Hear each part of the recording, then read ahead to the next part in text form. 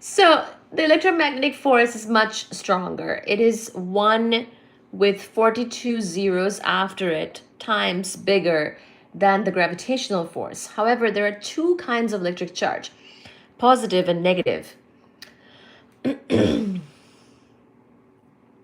So we will talk about that.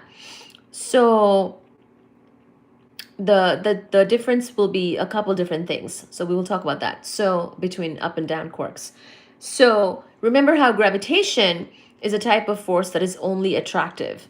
But in the case of electromagnetic force, of course, depending on the charges, the opposite charges are attractive, but the same charges are not. They repel each other, but there is still a force. So there are two kinds of electric charge, positive and negative. The force between two positive charges is repulsive, as is the force between two negative charges. But the force is attractive between a positive and a negative charge. So the case with electromagnetic forces is not just attractive or just repulsive. Depending on the charges, it is either attractive or repulsive, which again is different. And also we know that the force is much greater than the gravitational force.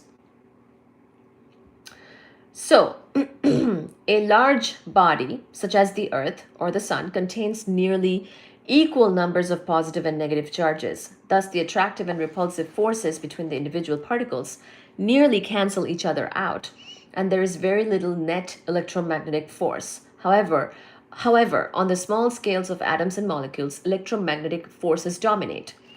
The electromagnetic attraction between negatively charged electrons and positively charged protons in the nucleus causes the electrons to orbit the nucleus of the atom, just as gravitational attraction causes the Earth to orbit the Sun.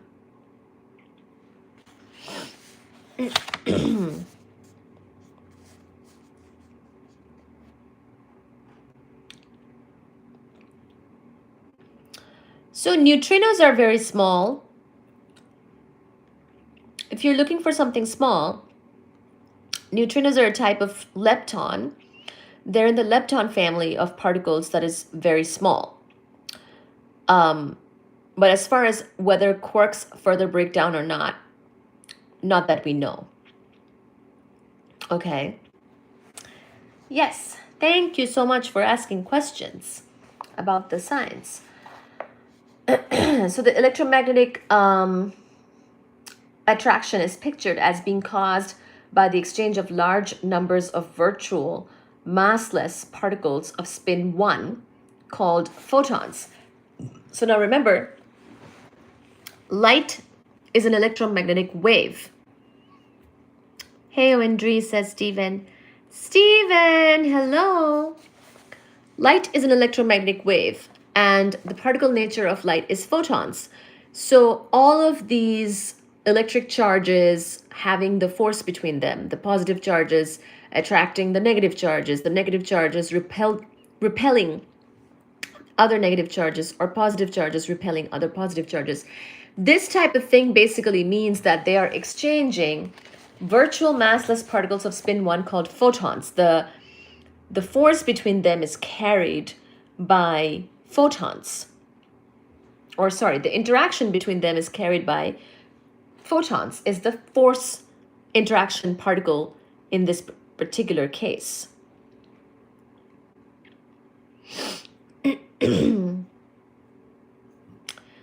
Yes, particles act as waves, and yes, perfect. That's true.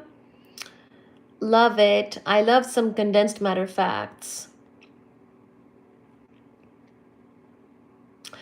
So basically, that's what we are saying is being the facilitation of the force between these particles in the case of the negative charges, the positive charges, electron and proton, neutron.